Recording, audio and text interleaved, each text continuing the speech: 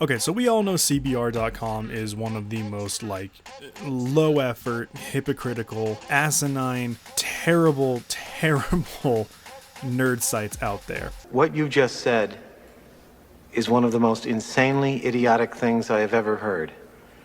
At no point in your rambling, incoherent response were you even close to anything that could be considered a rational thought. They're almost like if BuzzFeed was devoted almost entirely to films and occasionally games, where all they do is just post every day of the week. It's always these low effort articles, usually top 10 lists or top 20 lists or whatever the case may be, right?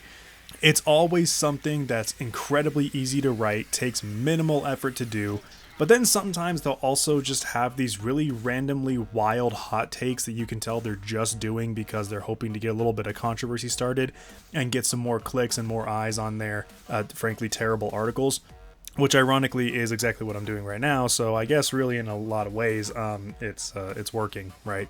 So a friend of mine sent me this article about 2.5 weeks ago. So this was published on May 1st, so a little bit of a while before that, but he sent it to me about 2.5 weeks ago. So this particular article is about prequels. Now, I'm not a huge prequel fan, depending on how well it's handled. The only reason I'm not a huge prequel fan is honestly because, well, most prequels are terrible. They're minimal effort, and they usually don't add a whole lot of fun lore or a whole lot of canonical storytelling that people tend to really find all that intriguing. And I think that's pretty accurate for the most part. But I have not read this article. But he sent it to me and said that it was really bad. And I already knew if it was from CBR, then yes, it was. But I'm going to read through it, and we're going to react to just how bad this is. So let's get started. So the 10 best prequel movies of all time. Even just based off of this thumbnail, I already know this is going to be terrible. So prequel films like The Hobbit and Prometheus provide viewers with a deeper glimpse into the worlds established by the original films. Alright, so reading the article, the backstories of beloved characters are often described through prequel narratives. Although the term itself is relatively new to storytelling, that's not true. The word prequel has been used for decades. What are you talking about? The idea has existed since the Homeric era in ancient Greece. Some academic scholars consider the Silmarillion a prequel to J.R.R. Tolkien's Lord of the Rings, especially after Christopher Tolkien suggested that his father had coined the term. Real quick, let's look something up real quick. Okay. Let's see. First usage of the word. Whoops. Gosh damn it. I fucking hate my keyboard. Prequel. 1958. According to the Oxford English Dictionary, the word prequel first appeared in print in 1958 in an article by Anthony Boshour in the Magazine of Fantasy and Science Fiction, used to describe James Blish's 1956 story, They Shall Have Stars, which expands on the story first introduced, blah, blah, blah, blah, blah. Okay, so there you go. 1958 is apparently the first coined term of it. So it's been around for, 50, 70 plus years? Not really that new of a concept, that's all I'm saying.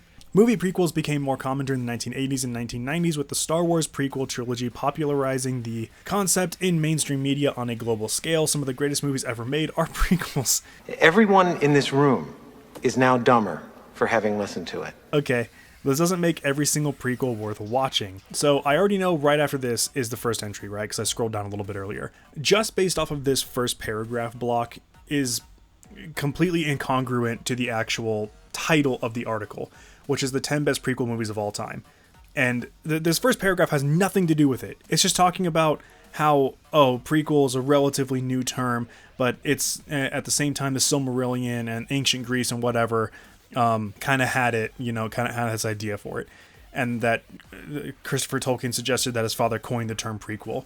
So what does it have to do? What does it have to do with anything? I get that they're providing context, but it's not like this is then leading into a longer paragraph that expands on the idea of the term prequel. This is just an entry paragraph that should be explaining what your article is about. And then the paragraph right after that about movie prequels becoming more common, and then they're becoming more of a mainstream thing. And then it just talks about how some of the greatest movies ever made are prequels, but that doesn't make every single prequel worth watching. That doesn't, again, that's almost the opposite of what the title of your article is talking about. So even just within the first two entry level paragraphs, within the literal introduction to this article already doesn't make sense. So we're off to a great start, CBR. Okay, so number 10, The Good, the Bad, and the Ugly. Okay, let's see what they have to say. Sergio Leone's The Good, the Bad, and the Ugly is arguably the most iconic movie in the spaghetti western genre, as well as a famous example of western cinema. Most fans already know that this movie is the third installment in the Dollars trilogy, which includes A Fistful of Dollars and For a Few Dollars More. That said, very few people are aware the timeline The Good, the Bad, and the Ugly predates the former two films, making it a prequel, although it was released later. The Good, the Bad, and the Ugly may not have been well received by contemporary critics, but retrospective viewers have lauded it as a cinematic benchmark. What? What are you talking about? Hold on a second. These fucking people, man. Hold on.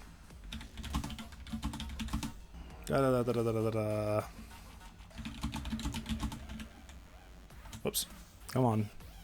What are they talking about? Let's requote that.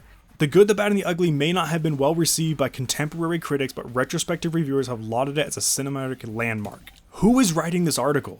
Did they do any fucking research? I hate to break it to you, the majority of these ratings, okay, come from people who saw the movie when it came out. It has never been considered anything less than a masterpiece.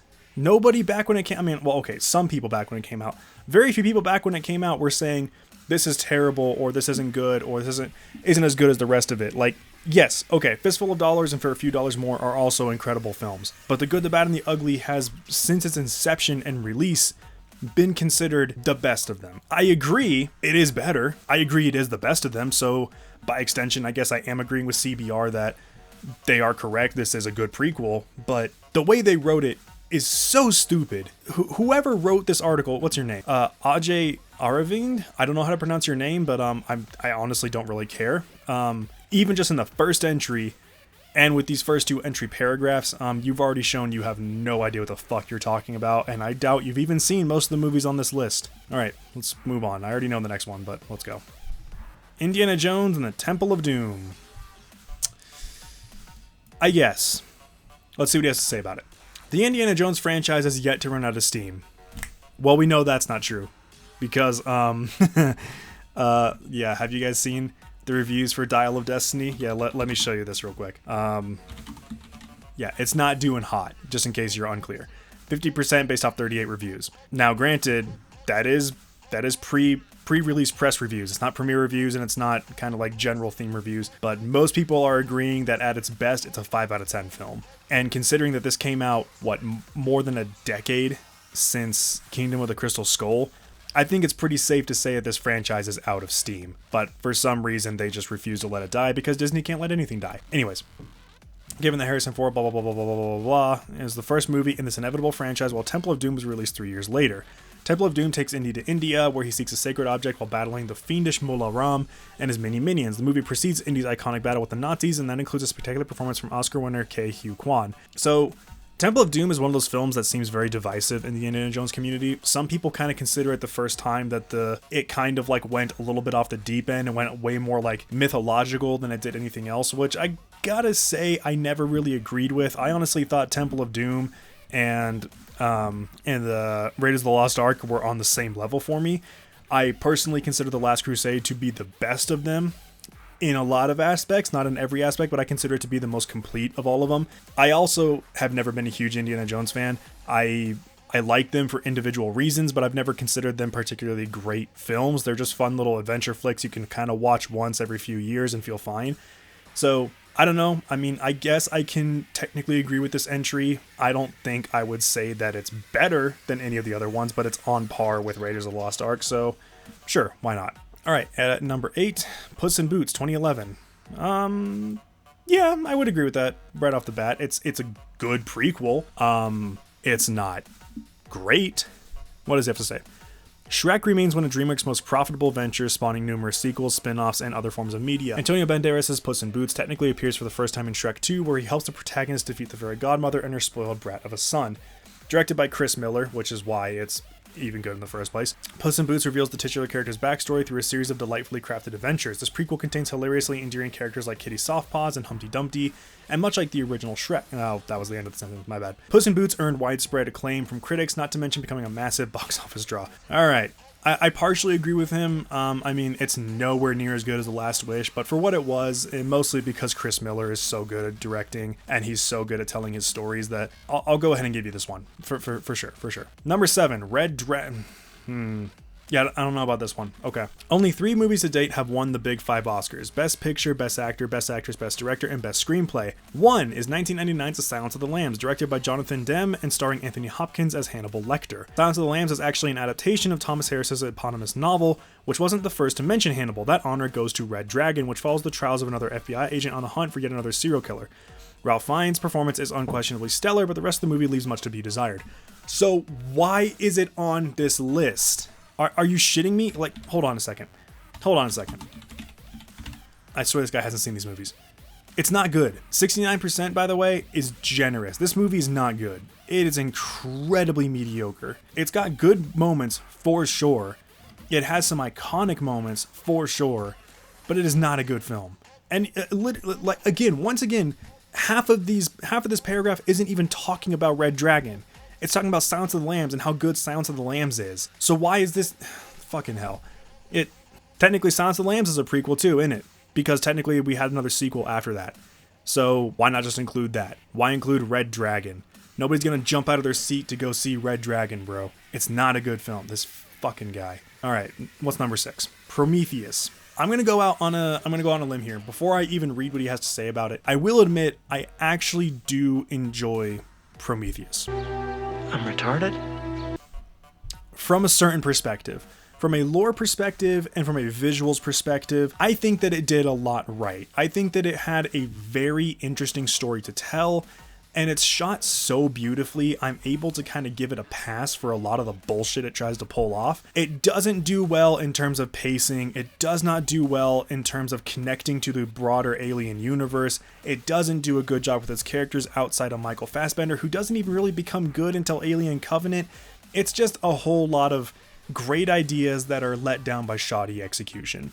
So let's see what he has to say about it. Ridley Scott's Alien 1979 was a massive step forward for the sci-fi genre. That's true. James Cameron's 1986 sequel is mainly responsible for turning this eerie concept into a sprawling franchise. Yeah, I suppose. David Fincher and Jean-Pierre Jeunet attempted to replicate the first 2 movies' success, but Alien 3 and Alien Resurrection weren't nearly as popular. Well, that's true. Ridley Scott returned to the franchise in 2012, creating a prequel storyline aptly titled Prometheus. This movie introduces the engineers while simultaneously providing some integral backstory regarding the vicious xenomorph race. Prometheus won the Best Visual Effects Oscar, but the film as a whole can be described as mediocre. Once again, then why the fuck is it on this list? Why is it on this list then? If you know that it's mediocre, if you know that it's not good, why is it included on this list? He's giving no justification for the reasons why any of these are included on here. Zero. At no point so far has he said for any reason, like, he hasn't followed it up with, like, the film as a whole can be described as mediocre. And then, enter, tab. However, none of that is in here. There's no justification for why Prometheus then is in this list of good prequel films. He literally ends the paragraph by saying the film as a whole can be described as mediocre. So then why the fuck is it on this list? That doesn't make any sense. Again, I've already said my piece on it. Let's move on. So number 5... The Godfather Part 2. Sure. Francis Ford Coppola's The Godfather is nothing less than a cinematic masterpiece. Both critics and viewers largely agree with this assessment. The Godfather Part 2 received even more kudos than its predecessor, firmly cementing this movie as a pop culture keystone. Although The Godfather Part 2 incorporates a hefty dose of sequel plot lines, the film also chronicles the rise to power of Robert De Niro's Vito Corleone, a character originally played by Marlon Brando in the first installment. Godfather Part 2 went on to win an impressive 6 Oscars, including Best Supporting Actor, Best Director, and Best Picture. Okay, so again, what is the dictionary definition of prequel, real quick? Hold on. A literary, dramatic, or cinematic work whose narrative takes place before that of a pre-existing work. So, based off of that, and based off of what I understand, okay, prequels are written after the core story is completed and goes back to tell either the story leading up to that or a story that takes place separate but prior to the events of the main story that you told. In other words, if your trilogy is already written, which The Godfather was, if the story is already being told, the plot is already outlined, A point to Z point is already there, then that core trilogy, at no point is that a prequel. I get that you can make the argument that like, oh, 1 and 2 is a prequel to fucking the Part 3. Yeah, I guess on a technical bare bones perspective, you're correct. That doesn't change the fact that, literally speaking, you are wrong. So The Godfather Part 2 isn't even a prequel. Prometheus is a prequel, okay? Prometheus, Temple of Doom, those are prequels. Godfather Part 2, not a prequel. Good job, AJ. The way to do, like, in the amount of time it took me to just to research what the word prequel meant, I could have already written a fucking article for CBR. Number 4, Rogue One. Yeah, I'll go ahead and agree with this. Honestly, I'm not even going to read his fucking entry for it, because I already know it's going to have nothing to do with it. It's just going to piss me off. But I agree. Rogue One is arguably one of the better prequels out there, and it's genuinely a good film that does a lot of good things right, and it also paved the way for the best TV series of last year with Andor. So, yeah, thumbs up. I'll give you this one. Rogue One, fucking awesome. I doubt that he's seen it, and he probably just included it because the internet told him to. Number 3, Monsters Universe. Okay, Monsters University. Sure. Okay. Monsters Inc. is a unique story based on a rather simple idea. The monster in the closet and or under the bed. Mike Wazowski and Sully turn out to be the heroes of the movie where they save the dimension from the brink of disaster and safeguard innocent human children from the villain's nefarious agenda. Again, what does this have to do with Monsters University? We didn't need an entire paragraph dedicated to Monsters Inc. Just tell us Monsters Inc. was the sequel to Monsters University. Technically speaking, it's a good movie. And then you flow into Monsters University. Monsters University follows Mike and Sully while at college, where they desperately attempt to become the best scarers. Monsters University helps expand the story universe in unique and refreshing ways, making it a superbly crafted sequel and a genuinely fun watch for viewers of all ages. Absolutely fucking not. Gonna go ahead and disagree with you on that one. It does have funny moments for sure. I've actually seen it a couple of times, both just because I wanted to see it, as well as fucking neighbors mowing his lawn again, as well as like with my nieces and nephews. It's a fun movie. It's in no way nearly as original as the majority of Pixar's work, and it's pretty genuinely all around kind of considered one of the first big missteps for Pixar, where they did such a good job with being original and creating these unique narratives. And then Monsters University was like the first time where everybody just kind of went meh. Like it's really not that good of a film. I don't know why it's on this list. There's so many decent prequels out there, and I just do not get why the hell we're talking about Monsters University. Okay, we're in the top 3. Yeah, that's number 3, by the way. Number 2, X-Men Days of Future Past. X-Men franchise has seen both good days and bad. Some movies like Logan and X-Men First Class have received rather remarkable reviews from critics. On the other hand, X-Men Apocalypse and Dark Phoenix fail to wow even the least demanding audiences. Days of Future Past thankfully falls in the positive category with a 90% score on Rotten Tomatoes. Oh, so he does know how to use Rotten Tomatoes, but he didn't know how to use it for the previous films. It's simultaneously set in the future and the past. Wolverine's consciousness travels back in time to the 70s, hoping to stave off a certain event that will lead to the destruction of mankind. Days of Future Past has earned every single penny with $746 million at the box office. Again, I don't believe AJ knows what the definition of prequel is meant to be, okay? Days of Future Past is not a prequel. It's a sequel. It is a sequel that involves some sort of like kind of time travel-y elements where technically Wolverine goes quote-unquote back in time to the 70s and takes over his old body, but it is still very much a story about what happens after all of those events. And even then, it is a direct sequel to the story of First Class, where Magneto's in prison, Xavier's kind of losing his shit, the mutants have all kind of split up and started making their own little cadres. It is literally a sequel to everything that happens. It is, in every sense of the word, a sequel. None of it is a prequel. Holy shit, this is a terrible article. Okay, drum roll. What's number 1? Oh, Jesus fucking Christ.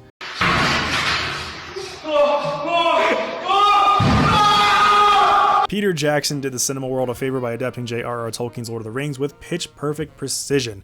The trilogy won 17 Academy Awards out of 30 nominations, a record that remains unbroken to this day. Hoping to capitalize on Loder's monumental triumph, Peter Jackson adapted The Hobbit, a much smaller novel also written by Tolkien.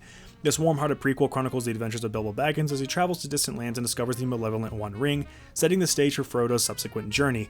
While The Hobbit didn't really need to be stretched into a trilogy, the movies are certainly popcorn-worthy if nothing else. Once again, doing absolutely nothing to justify its entry on here, and doing the bare minimum to justify its entry to number 1.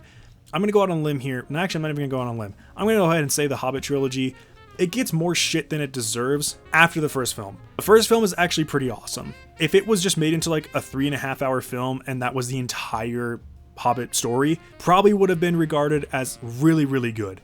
Not perfect, definitely not on the same level as Lord of the Rings, but it still would have been regarded as pretty good. If it was just all the fluff was cut out and it was stuffed into a 3.5 hour runtime. Guarantee you people would have gone to go see it. People ate the extended editions of Lord of the Rings up, they would have gone to see a 3.5 hour Hobbit movie. and they would have been like, awesome, good, love it. The problem is that after the first movie, the next 2 movies are like 90% filler content that didn't even exist in The Hobbit, and you're left just kind of scratching your head going, why the fuck are we still here after several hours of content that we don't need, never wanted, and was never in the book?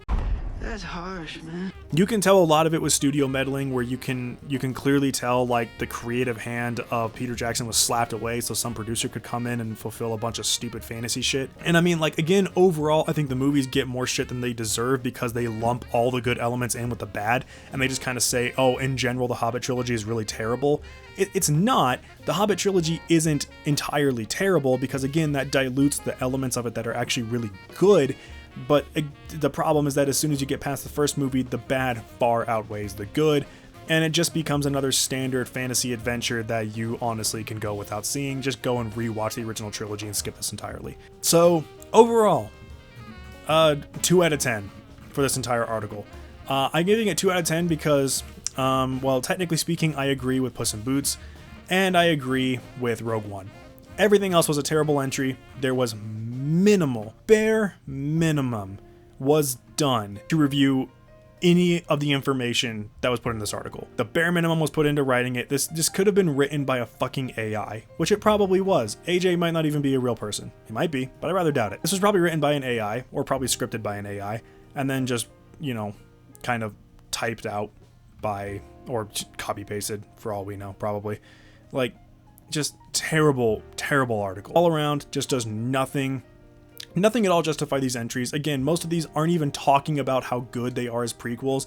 They're just talking about how, either they fit within the technical limitation of what a prequel definition is, or literally nothing else. It's so fucking lazy, and it's just terrible. AJ, you should be ashamed of yourself. CBR, you should be ashamed of yourself. This article is terrible, but I'm sure I'll be back for more.